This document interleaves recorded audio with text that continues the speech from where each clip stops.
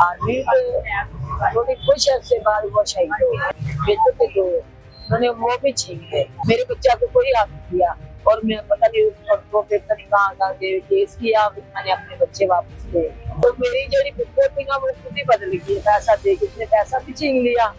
उसके बाद उन्हें घर से निकाल लिया, बच्चे भी छीन गए। बेटी घर वाला भी नहीं रहा, वो शहीद हो गई। तो मेरी मम्मा का सेल फोन मेरी मम्मा ने मुझे क्या मुझे हैरान हुई, मुझे तो होश ही नहीं, आप कहाँ हैं कहाँ हैं। अस्सलाम वालेकुम नाज़रीन, मैं हूं अली ख़याम रफ़ीक, आप देख रहे हैं रिपोर्टिंग डिजिटल।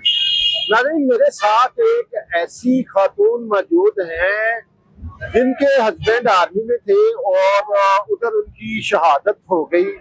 तो जिसके बाद जो आर्मी की तरफ से मराहत मिली इनको, इनके ससुराल वालों ने इनसे वो सारे पैसे छीन लिए और इनको घर से निकाल दिया।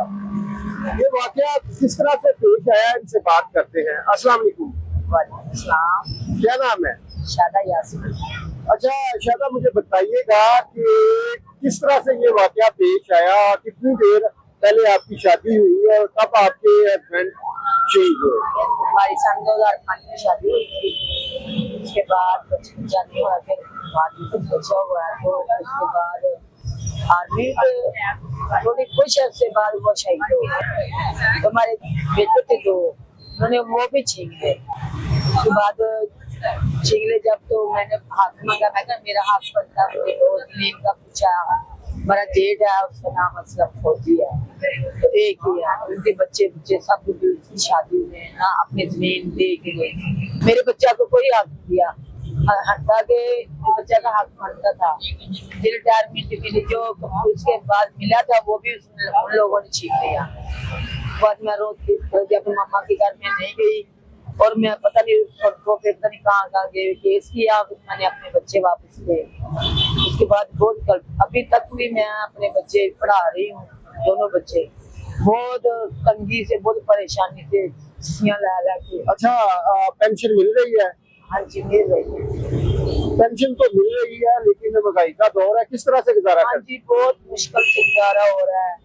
तो उसके बाद के घर के किराए, खर्चे, बच्चों की पढ़ाई, बहुत मुश्किल से अखराजात, महंगाई बहुत है, बिल बहुत आ रहे हैं और बहुत मुश्किल से गुजारा हो रहा है। क्या करती है, कैसे गुजारा करती है? कोई नौकरी वगैरह कर रही है? नौकरी वगैरह कर रहे हैं, उसकी वजह से थोड़ा बहुत कोई साइड भी दे देते हैं या तो कोई सास भी कर लेते, अच्छे भी होते हैं। हमारे घर वाले बहुत अच्छे हैं, मेरी अम्मी अब्बू बहुत अच्छे, भाई अच्छे हैं और नान के चाचू मामू सब अच्छे, जो भी उनसे होता है वो ठीक होती है वो देते हैं। मुझे ये बताएं कि जब एक बंदे की डेथ हो जाती है या आपके हस्बैंड की शहादत हो गई, उसके बाद अक्सर ससुराल वाले कहते हैं कि ये हमारी इज्जत है, इसकी शादी बड़े जेठ या छोटे देवर के साथ कर दी जाए, ये ना घर से जाए, ना कहीं रुले ना। तो इस तरह का कोई मामला नहीं हुआ? नहीं देवर नहीं था हमारा, हमारे यहाँ दोनों भाई थे, एक जेठ हमारा, एक हमारा घर वाला था। उसके बाद जब उनकी डेथ हो गई ना, शहीद हो गए थे, तो मेरी जड़ी पुप्पो थी ना वो खुद ही बदल गई। पैसा दे के उसने पैसा भी छीन लिया। उसके बाद उन्हें घर से भी निकाल लिया, बच्चे भी छीन लिया। सगी फुफो थी आपकी? हाँ मेरे अब्बू के चाचू की बेटी थी। मुझे ये बताइए, आपके हस्बैंड किधर ड्यूटी करते थे और नाम क्या था उनका? उनका नाम रियाज था। ड्यूटी किधर करते थे? जेलम। तो क्या वाकया पेश आया जिसमें वो घर आ रहा था, छुट्टी मिली थी उसे, फोन पे बात हुई हमारी। वो कहता मैं घर आ रहा हूँ, मुझे भी इतनी खुशी हुई, बच्चों को भी खुशी हुई। आधे घंटे बाद कहता है मैं ना सर ने मुझे बुला दिया है क्योंकि ना जंग पे जाना है।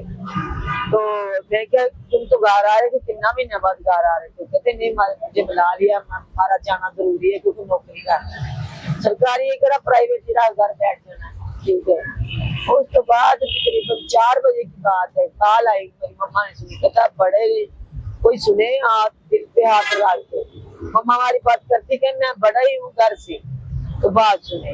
मम्मा सुन लगी, कहती आपका ये ससुराल भाई बेटी के घर वाला भी नहीं रहा, वो शहीद हो गई। तो मेरी मम्मा का सेल फोन मेरी मम्मा ने मुझे बताया, मुझे कुछ सुन के हैरान थी, मुझे तो होश ही नहीं है, हम कहाँ हैं कहाँ हैं। तो बस ऐसे सिलसिला चलता रहा। फिर लेकिन आगे से जो दिन मैंने गुजारे हैं, अभी तक गुजार रही हूँ, बहुत मुश्किल से गुजार रही हूँ। तो जंग कितनी देर पहले आपके हस्बैंड शहीद हुए? तकरीबन सन 2005 में शादी हुई थी और 14 में उसका वाक़या है। 2014 का वाक़या।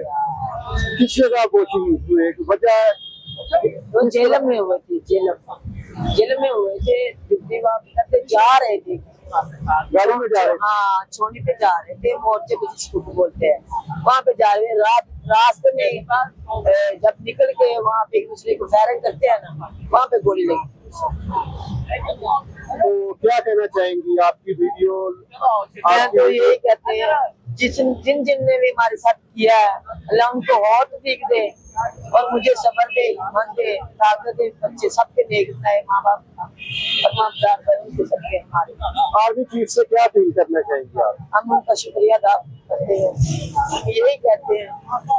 पहली बात है, कोई आदमी से शादी ना अगर करे तो अपना दिल थाम के, औरत की कोई जिंदगी नहीं होती, कोई जिंदगी नहीं। अभी हमारी कौन सी जिंदगी है? नौकरी भी कर रहे, बच्चे भी पा रहे हैं, क्योंकि वो नहीं है जो बाप का साया होता है। अगर आपसे किसी ने राब्ता करना हो तो वो मोबाइल नंबर वगैरह है? हमारे जो भी मोबाइल आती है वो चोरी हो जाता है, कोई भी नहीं रहता। यहाँ पे बहुत खतरनाक लोग रहते हैं। हम लाहौर में रह रहे हैं, किराए के मकान पे रह रहे हैं, खतरनाक लोग रहते हैं। बीबियां भी, बच्चे भी टा लेती हैं, यहाँ पे बैग भी टा लेते हैं, यहाँ पे जेल काट मेरे पास। जी बिल्कुल, इनका कहना है कि इनके हस्बैंड तो जो है वो शहीद हो गए। उसके बाद जो मामला इनके साथ पेश आए, इनकी सगी फुफो थी जिनके घर इनकी शादी हुई थी, उन्होंने जो मराहत मिली उधर से आर्मी की तरफ से वो भी रख ली और इन्हें घर से निकाल दिया। अब ये दरबार पे as a security guard duty करती हैं और बहुत मामूली सी इनकी पे है, हालात की वजह से परेशान है। नाज़रीन, इस तरह के वाक़यात जो हैं ससुराल वालों की तरफ से अक्सर पेश आते रहते हैं। उनमें से एक मेरी इस बहन का भी वाक़या था। इसी के साथ अपने मेज़बान नबी क़याम रफ़ीक को इजाज़त दीजिए। अल्लाह के बाद।